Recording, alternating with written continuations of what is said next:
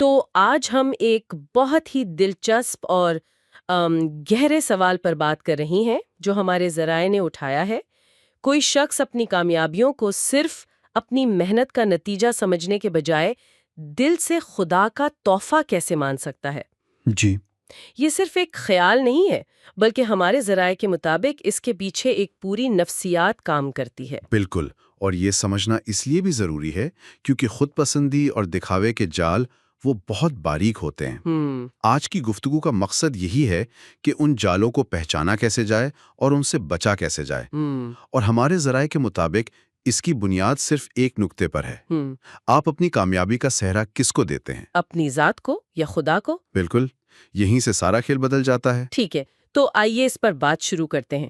ہمارے ذرائع مسئلے کی جڑ تک جاتے ہیں۔ یہ جو تکبر ہے یا جسے ذرائع فخر کہتے ہیں، یہ پیدا کہاں سے ہوتا ہے؟ یہ سوچ کہ میری ساری کامیابیاں صرف میری قابلیت، میری ذہانت اور میری محنت کا نتیجہ ہے، یہ آتی کہاں سے ہے؟ دیکھیں، دلچسپ بات یہ ہے کہ یہ سوچ تب پیدا ہوتی ہے جب انسان تصویر کا صرف ایک حصہ دیکھتا ہے۔ اچھا۔ جی، وہ اپنی محنت کو تو دیکھتا ہے، اپنی ذہانت کو بھی دیکھتا ہے، لیکن یہ بھول جاتا ہے کہ یہ سب دیا کس نے ہے۔ مطلب محنت کرنے کی ہمت، سوچنے کی صلاحیت، کام کرنے کے موقع، یہ سب کہاں سے آیا؟ ذرائع کے مطابق تکبر کی جڑ یہی آدھی تصویر ہے۔ واہ! جب انسان کامیابی کو اپنی ذاتی ملکیت سمجھنے لگتا ہے تو وہ اسے اللہ کی امانت یا تحفہ سمجھنا چھوڑ دیتا ہے۔ بس یہی وہ لمحہ ہے جہاں شکر ختم ہوتا ہے اور غرور شروع ہو جاتا ہے۔ اور جب یہ غرور شروع ہوتا ہے تو اس کا پہلا نتیجہ کیا نکلتا ہے؟ ذرائع میں ایک بہت طاقتور جملہ استعمال ہوا ہے، صرف میرا حق والی سوچ۔ جی، صرف میرا حق، یہ سن کر ہی ایک منفی احساس ہوتا ہے۔ اس کا اصل مطلب کیا ہے؟ اس کا مطلب یہ ہے کہ انسان اپنی دولت اور کامیابی کو ایک قلعے کی طرح دیکھتا ہے جس پر صرف اس کا قبضہ ہے۔ اچھا۔ وہ سوچتا ہے یہ میں نے کمایا ہے، اس پر صرف میرا حق ہے۔ لیکن یہ صرف کنجوسی پر ختم نہیں ہوتا، ایک گہرا خوف چھپا ہوتا ہے۔ خوف؟ کس چیز کا؟ یہ خوف کہ اگر میں نے کسی کو دیا تو میرا قلعہ کمزور ہو جائے گا، میری دولت کم ہو جائے گی، میرا مقام گر جائے گا۔ یہ تو بہت گہری بات ہے۔ جی، اور یہی خوف اسے نہ صرف روحانی طور پر اکیلا کرتا ہے بلکہ سماجی طور پر بھی دوسرے انسانوں سے کاٹ دیتا ہے۔ تو یہ تو ہوئی مسئلے کی تشخیص۔ اب علاج کی طرف آتے ہیں۔ اس ذہنیت کو، اس خوف کو توڑا کیسے جائے؟ جی، ہمارے ذرائع کچھ بہت ٹھوس اور عملی اقدامات بتاتے ہیں۔ سب سے پہلا قدم ہے اپنی سوچ کے مرکز کو بدلنا۔ اس کا عملی طور پر کیا مطلب ہے؟ اس کا عملی مطلب ہے کہ اسے ایک ذہنی ورزش بنا لیا جائے۔ ذہنی ورزش؟ جی، ذرائع اسے شعوری کوشش کہتے ہیں۔ جب بھی کوئی چھوٹی یا بڑی کامیابی ملے تو پہلا خیال جو ذہن میں آئے وہ یہ نہ ہو کہ میں کتنا زبردست ہوں، بلکہ یہ کہ اللہ کا کتنا کرم ہے۔ بالکل، یہ صرف الفاظ نہیں ہیں، یہ اپنی سوچ کی سمت بدلنے کی ایک تربیت ہے۔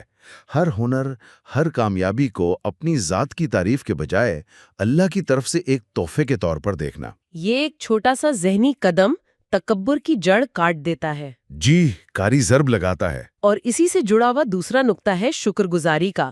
ہمارے ذرائع شکر گزاری کو انا کے خلاف ایک ڈھال کہتے ہیں۔ یہ بات سننے میں تو بہت اچھی لگتی ہے، لیکن یہ ڈھال کام کیسے کرتی ہے؟ یہ بہت گہرا سوال ہے۔ دیکھیں، شکر گزاری اس صرف میرا حق والے قلعے کو اندر سے توڑتی ہے۔ اندر سے؟ کیسے؟ جب آپ کسی چیز کو اپنا حق نہیں بلکہ ایک تحفہ سمجھتے ہیں تو آپ کا رویہ بدل جاتا ہے۔ ٹھیک ہے۔ آپ اس کے مالک نہیں، امین بن جاتے ہیں، اور ایک امانت دار چیز کو بانٹنے سے ڈرتا نہیں کیونکہ وہ جانتا ہے کہ یہ اس کی ملکیت ہے ہی نہیں۔ اسے یہ خوف نہیں ہوتا کہ دینے سے کم ہو جائے گا؟ بالکل، کیونکہ اسے یقین ہوتا ہے کہ جس نے یہ تحفہ دیا ہے وہ اور بھی دے سکتا ہے۔ تو شکر گزاری صرف شکریہ کہنا نہیں ہے، بلکہ یہ اس خوف سے آزادی کا نام ہے جو انا پیدا کرتی ہے۔ آپ نے بالکل صحیح سمجھا۔ واہ، یہ بہت زبردست وضاحت ہے۔ یعنی شکر گزاری خوف کا علاج ہے۔ اسی سلسلے میں ایک اور بہت دلچسپ حکمت عملی جو ذرائع بتاتے ہیں وہ ہے خاموش اور مخلص اعمال پر توجہ دینا۔ جی، دکھاوے سے بچنے کے لیے یہ اتنا اہم کیوں ہے؟ مجھے تو لگتا ہے یہ خاص طور پر ہماری آج کی دنیا کے لیے لکھا گیا ہے جہاں ہر چیز کی نمائش ہوتی ہے۔ بالکل، ذرائع اسے منتخب سخاوت کے جال سے بچنے کا طریقہ بتاتے ہیں۔ منتخب سخاوت یہ کیا ہے؟ میں ایک مثال دیتا ہوں۔ فرض کریں ایک شخص کسی بڑے عوامی پروگرام میں لاکھوں روپے کا عطیہ دیتا ہے تاکہ اس کا نام پکارا جائے اور تختی پر لکھا جائے۔ جی، لیکن وہی شخص اپنے کسی غریب پڑوسی کی چپکے سے مدد کرنے میں ہچکچاتا ہے۔ اس کی سخاوت ضرورت سے نہیں بلکہ حاضرین کی تعداد سے جڑی ہوئی ہے۔ جب کوئی شخص ایسے نیک کام کرتا ہے جہاں تعریف کا کوئی امکان ہی نہ ہو تو وہ دراصل اپنی روح کو تربیت دے رہا ہوتا ہے۔ صحیح۔ وہ اسے سکھا رہا ہوتا ہے کہ انسانی تعریف کی محتاجی چھوڑ کر صرف اللہ کی خوشنودی کی تلاش کریں۔ یہ منتخب سخاوت والی بات تو بہت گہری ہے، مطلب نیت سب سے اہم ہے۔ لیکن ہمارے ذرائع صرف ظاہری اعمال کی بات نہیں کرتے، وہ ان نفسیاتی جالوں کی بھی بات کرتے ہیں جو ہم خود اپنے لیے بنتے ہیں۔ جی بالکل۔ ان میں سے ایک ہے تخفیف کا دفاعی طریقہ، ڈی ویلیویشن ڈیفنس۔ یہ کیا چیز ہے؟ یہ انا کا خود کو بچانے کا ایک بہت عام طریقہ ہے۔ جب کوئی شخص خود کوئی اچھا کام نہیں کر رہا ہوتا تو اسے اپنی اس کمی پر شرمندگی ہوتی ہے۔ ظاہر ہے۔ تو اس شرمندگی سے بچنے کے لیے وہ دوسروں کے اچھے کاموں کو ہی بے وقت قرار دے دیتا ہے۔ اچھا، مثال کے طور پر؟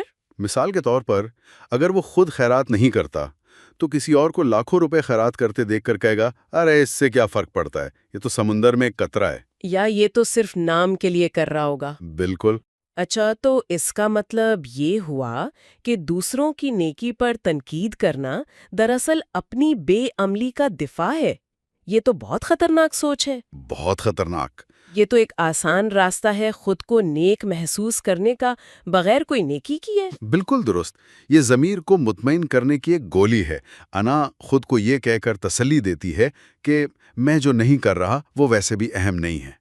اور انسان اپنی اصلاح کرنے کے بجائے دوسروں پر تنقید میں مصروف ہو جاتا ہے۔ جی بالکل ایسا ہی ہے۔ اور اسی سے جڑا ہوا ایک اور جال ہے جسے ذرائع سماجی برتری کا جال کہتے ہیں۔ Social superiority trap. جی، یہ سن کر تو لگتا ہے جیسے یہ تکبر کی اگلی منزل ہے۔ یہ بالکل اگلی منزل ہی ہے۔ جب کامیابی انسان کے سر پر چڑھ جاتی ہے تو وہ ان لوگوں کو جو اس سے کم خوش قسمت ہیں اپنے سے کمتر سمجھنے لگتا ہے۔ اس کے تعلقات انسانیت کی بنیاد پر نہیں رہتے بلکہ سماجی حیثیت اور مرتبے کی بنیاد پر بنتے ہیں۔ وہ کسی غریب سے ملتے ہوئے سوچے گا کہ اس سے مل کر مجھے کیا فائدہ ہوگا۔ یہ سماجی غرور اسے حقیقی انسانی رشتوں کی گرمی سے محروم کر دیتا ہے۔ مجھے ایسا لگ رہا ہے کہ یہ سارے جال ایک دوسرے سے جڑے ہوئے ہیں۔ جو شخص سماجی برتری کے جال میں پھنسا ہو وہ شاید دوسروں کے خلاف تخفیف کا دفاعی طریقہ زیادہ استعمال کرتا ہوگا۔ آپ نے بالکل صحیح جوڑا ہے۔ یہ ایک شیطانی چکر ہے۔ اچھا؟ جب آپ کسی کو خود سے کمتر سمجھتے ہیں تو اس کی کسی بھی اچھی بات یا نیکی کو تسلیم کرنا آپ کی انا کے لیے بہت مشکل ہو جاتا ہے۔ تو آپ فوراً ڈی ویلیویشن ڈیفنس کا استعمال کرتے ہیں اور کہتے ہیں یہ معمولی آدمی کیا نیکی کرے گا۔ تو یہ دونوں جال مل کر انسان کے دل کو سخت کر دیتے ہیں اور اسے ہمدردی کے جذبے سے خالی کر دیتے ہیں۔ اور ذرائع ایک اور چیز کی طرف اشارہ کرتے ہیں جو ان تمام جالوں کو مزید مضبوط کرتی ہے، اور وہ ہے فوری فائدہ۔ جی، فوری فائدہ۔ یہ اصطلاح بہت دلچسپ ہے۔ انا کا فوری فائدے سے کیا تعلق ہے؟ فوری فائدہ سے مراد وہ دنیاوی انعامات ہیں جو فوراً مل جاتے ہیں۔ لوگوں کی تعریف، شہرت، سوشل میڈیا پر لائکس، طاقت کا احساس۔ بالکل۔ انا ان چیزوں کی بھوکی ہوتی ہے کیونکہ یہ فوری تسکین دیتی ہیں۔ اس کے برعکس آخرت کا انعام ایک وعدہ ہے جو طویل مدتی اور غیر محسوس ہے۔ جی، اور ذرائع کے مطابق شیطان انسان کو یہی فوری فائدے دکھا کر اصل اور پائیدار انعام سے غافل کر دیتا ہے۔ تو انسان کی ساری توجہ اس بات پر مرکوز ہو جاتی ہے کہ لوگ میرے بارے میں کیا سوچتے ہیں، بجائے اس کے کہ اللہ میرے بارے میں کیا سوچتا ہے۔ یہ تو آج کے دور کی بہترین عکاسی ہے۔ سارا کھیل لائکس اور عوامی تعریف کا ہے۔ تو ان تمام باتوں کو سمیٹتے ہوئے ایک لکیر کہاں کھینچی جائے؟ ایک طرف صحت مند خود اعتمادی ہے اور دوسری طرف تباکن انا پرستی۔ ہمارے ذرائع ان دونوں میں فرق کیسے واضح کرتے ہیں؟ ذرائع اس فرق کو بہت واضح طور پر 4 نکات میں بیان کرتے ہیں۔ پہلا نکتہ، جیسا ہم نے شروع میں بات کی، کامیابی کا منبع ہے۔ ٹھیک ہے۔ صحت مند روحانیت میں کامیابی کو خدائی نعمت سمجھا جاتا ہے۔ انا اسے اپنی ذاتی قابلیت قرار دیتی ہے۔ اور دوسرا سماجی رویہ ہے۔ ایک صحت مند ذہنیت رکھنے والا شخص تمام انسانوں کو برابر سمجھتا ہے۔ انا پرست شخص سماجی برتری پر یقین رکھتا ہے۔ اور لوگوں کو درجوں میں تقسیم کرتا ہے۔ جی اور باقی 2 نقاط کیا ہیں؟ وہ اعمال اور نفسیات سے متعلق ہے نا؟ جی تیسرا نقطہ اعمال کی نیت ہے۔ مخلص عبادت اور نیکی خاموشی کو ترجیح دیتی ہے، جبکہ انا عوامی نمائش اور دکھاوے کی تلاش میں رہتی ہے۔ بالکل۔ اور چوتھا اور آخری نقطہ نفسیاتی رد عمل ہے۔ ایک مخلص شخص اپنی کوتاہیوں کا سامنا کرتا ہے اور خود کو جواب دہ سمجھتا ہے۔ اور اناپرست؟ اناپرست شخص اپنی کوتاہیوں پر پردہ ڈالنے کے لیے دوسروں کے اچھے کاموں کو بھی بے وقات قرار دے کر اپنے ضمیر کو دھوکہ دیتا ہے۔ تو یہ 4 نکات ایک آئینے کی طرح ہیں، جی جن میں کوئی بھی اپنا عکس دیکھ سکتا ہے۔ تو آخر میں یہ جو تمام بہانے اور منطق ہیں جو لوگ اپنی انا کو تسکین دینے کے لیے استعمال کرتے ہیں، ان کا کیا بنے گا؟ یہ جو دلائل ہیں کہ خیالات سے کیا فرق پڑتا ہے یا میں نے اپنی محنت سے کمایا ہے، ان کی کیا حیثیت ہے؟ ہمارے ذرائع اس بارے میں بالکل واضح ہیں کہ یہ تمام خود ساختہ جواز اللہ کے ہاں قابل قبول نہیں ہوں گے۔ وہاں اصل معیار نیت، عمل اور عاجزی ہے۔ جی، نیت کی پاکیزگی، عمل کا خلوص اور دل کی عاجزی، یہ دنیاوی منطق وہاں کام نہیں آئے گی۔ تو ان اقدامات پر عمل کر کے ہی کوئی شخص خود پرستی اور دکھاوے سے نکل سکتا ہے۔ جی، اور حقیقی نیکی اور روحانی سکون کے راستے پر چل سکتا ہے۔ تو آج کی گفتگو کا خلاصہ یہ ہے کہ اپنی کامیابیوں کو اللہ کی نعمت سمجھنا کوئی اتفاقی خیال نہیں، بلکہ ایک شعوری اور مسلسل عمل ہے۔ جی بالکل۔ اس کے لیے اپنی سوچ کی سمت بدلنی پڑتی ہے، شکر گزاری کو ایک ڈھال کے طور پر استعمال کرنا پڑتا ہے، خاموش نیکی کو شہرت پر ترجیح دینی پڑتی ہے، اور دنیا کے فوری فائدوں کے مقابلے میں آخرت کے پائیدار انعام کو اہمیت دینی پڑتی ہے۔ اور سب سے بڑھ کر یہ خود کو ان نفسیاتی چالوں سے بچانے کا نام ہے جو ہماری انا ہمیں ہر روز سکھاتی ہے۔ اور جاتے جاتے سامعین کے لیے سوچنے کے لیے ایک نقطہ چھوڑنا چاہوں گا۔ جی ضرور۔ جب کوئی شخص اپنی زندگی میں بہترین کارکردگی کے لیے کوشش کر رہا ہو، جو کہ ایک بہت اچھی بات ہے، تو وہ اس بات کو کیسے یقینی بنا سکتا ہے کہ اس کا اندرونی محرک محض اپنی بڑائی کی خواہش نہیں، بلکہ خدائی تحفے پر شکر گزاری ہے؟ بہت اہم سوال ہے۔ وہ اپنی نیت کو انا کی اس باریک آمیزش سے کیسے پاک رکھ سکتا ہے جو اکثر کامیابی کے ساتھ چپکے سے شامل ہو جاتی ہے؟